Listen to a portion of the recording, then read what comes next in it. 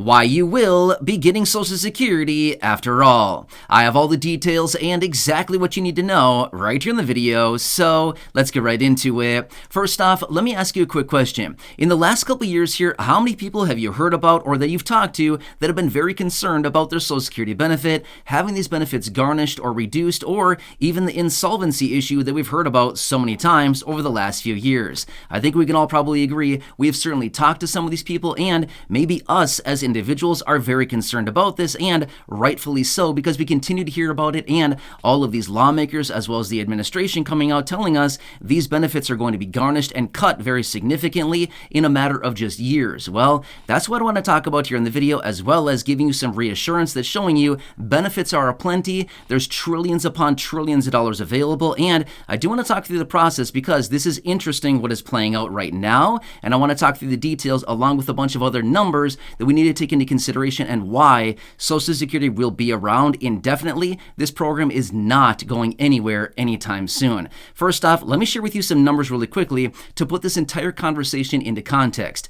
As of last month, guess this, Social Security sends out benefits to 71,264,000 people a month. Okay, that is a ton of people. Considering the population here in the United States is about 334 million people, and benefits from the Social Security Administration are going out to 71,264,000 a month. That is a huge percentage of our population.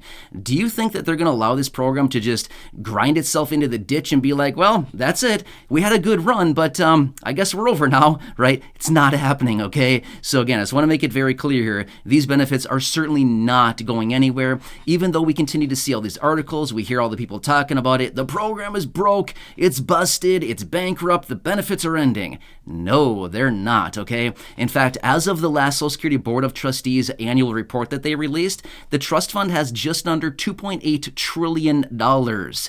I'm not sure about you, but if I'm walking around with $2.8 trillion in my pocket, I'm not feeling too broke these days. You know what I mean? Which, by the way, I don't. That'd be super cool. I mean, seriously, that is an amount of money that is like almost impossible to spend for an individual. That's crazy amounts of money, right?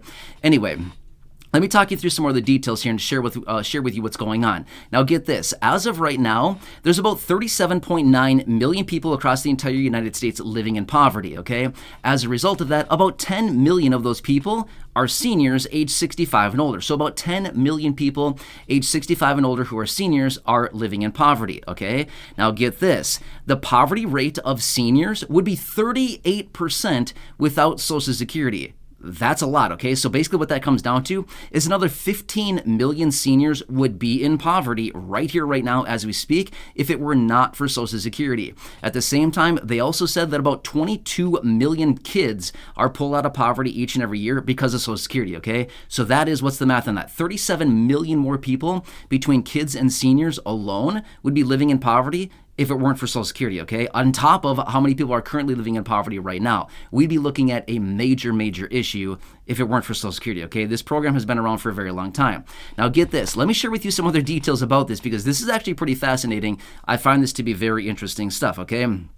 The very first Social Security check that went out a long time ago, what is that, about 84 years ago or so? Guess how much it was? I don't think you're going to guess it, okay? Throw a number down below in the comment section. I'd be very interested to hear what you have to say as far as what do you think the very first Social Security check was many years ago, about 84 years ago. I'll tell you, okay? You ready for this? $22.54, okay? That's crazy, okay? That was the amount of the very first Social Security check when it first went out. Now get this, let's put that into perspective. The lowest benefit that you can receive as a SNAP beneficiary, Supplemental Nutrition Assistance Program, otherwise known as food stamps, is $23. So the first Social Security check back then is technically less than the lowest benefit you can get as a SNAP beneficiary today, okay? Just kind of put that in perspective. That's not very much. However, it's all relative, remember? 84 years ago, our dollars, our US dollars, the green things we carry around in our pockets had way more value back then than what they have today. The depletion of purchasing power, otherwise known as inflation, eroding our purchasing power of our dollars, okay? Now get this, as of right now, the average Social Security retiree is getting $1,827. So get that. The average retiree, $1,827. The very first Social Security check, $22.54, okay? That is craziness right there, right? If that's not fascinating, I'm not really sure what is, right? I like this kind of stuff. This is pretty interesting to me. It's very, very fascinating to me. But let me now give you some analogies and what's going on here, okay?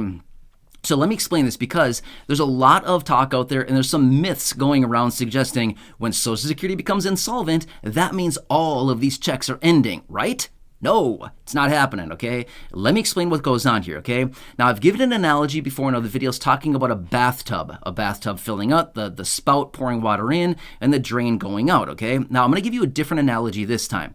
Think of a bank account, okay? You've got a savings account. We probably all have a savings account, or we have a checking account. We probably have some kind of account where money comes in and money goes out. I think a lot of us these days have probably had a lot more money going out than coming in, right? I'm not sure about you. I shouldn't speak for everybody else, but I'll speak for myself, okay? Yeah, anyway, we don't need to go down that rabbit hole. That's a whole nother topic in and of itself, and I'm going to start sweating if I do, and my wife, I don't want to have my wife hear this anyway. You get what I'm saying. You know what I mean? Anyway, all right, let's talk about the details of this. So I'm going to use the analogy of a bank account. So for many years, Social Security was collecting money into the bank account. A lot of money was coming into the bank account and limited money was going out to the beneficiaries. In other words, the bank account was getting inflated very quickly and a lot of money was being saved. Now, let me digress for just a second here. Back in 1950, there were 16 workers for every one retiree. So every one person that was claiming benefits, 16 people were paying in through Social Security payroll taxes, essentially supporting that one person, okay? Not bad, right? Now, again, I just want to make it very clear. 16 people are not supporting per person, but that was the ratio back then. Guess what the ratio is now? It's less than 3. It's about 2.8 workers for every one retiree and beneficiary. Do you think that's sustainable? Not a chance, okay? That is not even close to sustainable. Anyways, I want to throw that out there really quickly so we have that information as well. But let's get back to the analogy here. Okay, so for many, many years, money was coming in through the Social Security Trust Fund through Social Security payroll taxes and inflating the trust fund, in other words, the savings account, pretty big, right? It was getting very, very inflated. So as a result of that, money was going in and less money was going out. Therefore, there was a surplus. Money was being saved in the trust fund. Good, right? That's kind of a good thing because now we have all of that excess to live on right now. Now, guess what? It flipped. Here's what's happening. Money is coming in into the Social Security Trust Fund through Social Security payroll taxes, but yet more is going out every single month to the beneficiaries. That's a problem, okay? Why is that a problem? Because what is going out is more than what's coming in. Therefore, over a long period of time, about 9 years' time, basically from right now until insolvency, means that because less money is coming in through Social Security payroll taxes, more money is going out, eventually the savings account or the trust fund will be depleted down to zero. Now, this is where the confusion comes in and where there's a lot of misinformation out there suggesting benefits will be ending at that time. Is that right? No, benefits will not be ending at that time. However, the way that Social Security makes checks payable at their full benefit amount right now to beneficiaries, so let's just say that you're getting $1,000 a month, $1,800 a month, whatever it happens to be, it literally does not depend on the dollar amount. Basically what they do is they pay out the money coming in through the Social Security payroll taxes, and then they need to dip into the savings account, the trust fund, in order to top off those benefits and make sure that the total promised benefits for the beneficiary are actually going out at their full capacity. Does that kind of make sense? So they take essentially like the paycheck, in other words, the Social Security payroll taxes, that's kind of like the paycheck coming in to Social Security. They take all that money, plus they got to dip into their savings account a little bit to top off the checks and make sure that they are full going out to the beneficiaries, okay? Over long periods of time, again, about 9 years, the trust fund will be empty because they've dipped into the savings account too many times and now it is empty, okay? But here's what happens. At that time, they suspect that benefits will need to be cut by about 23% to 25%. And again, it depends on what report you're looking at. It depends on when you look at this because this is a fluid situation. It is changing very rapidly. But as of right now, they're going to be cut by about 23 to 25%. What does that mean? It simply means that the money coming in through Social Security payroll taxes is enough to fund anywhere between about 75 and about 77% of benefits. Therefore, the discrepancy, the cut of about 23 to 27% would need to come because the amount coming in through Social Security payroll taxes is not enough to cover the full benefit. Does that kind of make sense? Okay, so that is why benefits would need to be cut. However, there would be no more money going into the savings account. At that point, they'd basically be living paycheck to paycheck. The Social Security Administration is what I'm referring to right now. So does that kind of make sense? So interesting time right now, and this is what it comes down to. So for anybody out there that's saying benefits are going to be ending, no, that is not true. That is not true. Benefits would need to be cut because they only have so much money coming in. Now, let me give you another quick analogy here, okay? Let's just say that you're working, okay? It doesn't really matter. I'm just using this as an example because we can all probably relate to this, okay? You're working. You are earning $5,000 a month, okay? Not bad. It's a pretty nice amount of money on a monthly basis, right? You're earning $5,000 a month. Your expenses are $4,000 a month. Nice. Good job, right? You're banking $1,000 a month. $5,000 of income, $4,000 of expenses. You bank $1,000 a month and you put it in your savings account. Now you fast forward 10 years and you realize, expenses have gone up. I changed my job. Whatever happened, doesn't really matter. Now my income is $3,000 a month and my expenses are still $4,000 a month. Guess what happens? $3,000 comes in, $4,000 goes out. You have to dip into your savings account $1,000 every single month. This is exactly what the Social Security Administration is doing with the trust fund, depleting that savings account, at a kind of a pace here, right? So a little bit each and every month, it's being drawn down a little bit. Well, over long periods of time, you know exactly what happens, right?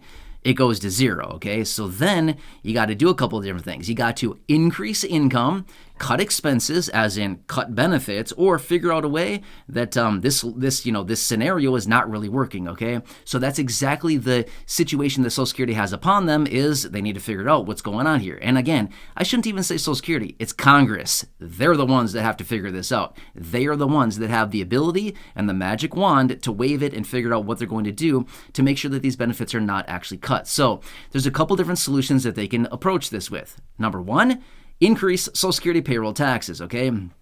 That is option number one, okay? Reason being is that would be the equivalent of increasing income. Increasing income for the Social Security Administration, not increasing income for the workers where the Social Security payroll taxes are coming out of their paychecks. It'd be reducing their income, right? But again, this is option number one. Option number two would be to push out the full retirement age so that it is longer, as in less people are drawing on benefits at any given time, therefore kind of kicking the can down the road a little bit further, okay? So that's option number two, okay? And then again, other option would be reduce benefits. In other words, reduce expenses. The same thing in the analogy I just gave you with your paycheck and expenses, okay? And that would be the equivalent of cutting monthly benefits for beneficiaries anywhere between about 23 and 25%. Kind of makes sense? Yeah, a lot of stuff here I want to share with you here in this video so you can better understand this. But this is the situation that's going on. This is what all the concern is about. This is the whole, bankrupt, broke, insolvency, whatever words you kind of hear out there. This is what it all comes down to, is exactly what I'm sharing with you right here in this video. Does that kind of make sense? Anyway, I want to share this with you because I thought it was pretty fascinating, especially the first Social Security check that went out, the average Social Security retirement benefit that goes out right now, how many workers back in 1950 were supporting each individual retiree compared to right now. It's a bad situation. In just a matter of years there, it's going to be less than 2 workers for every one retiree. That is not a solution that is going to provide longevity for this program, okay? That's what's going on here. Anyway, I found this to be very fascinating, but I wanted to give this information to you so you can better understand Social Security and see why you will be getting Social Security benefits. After all, this program is not going anywhere. It's been around for almost 90 years.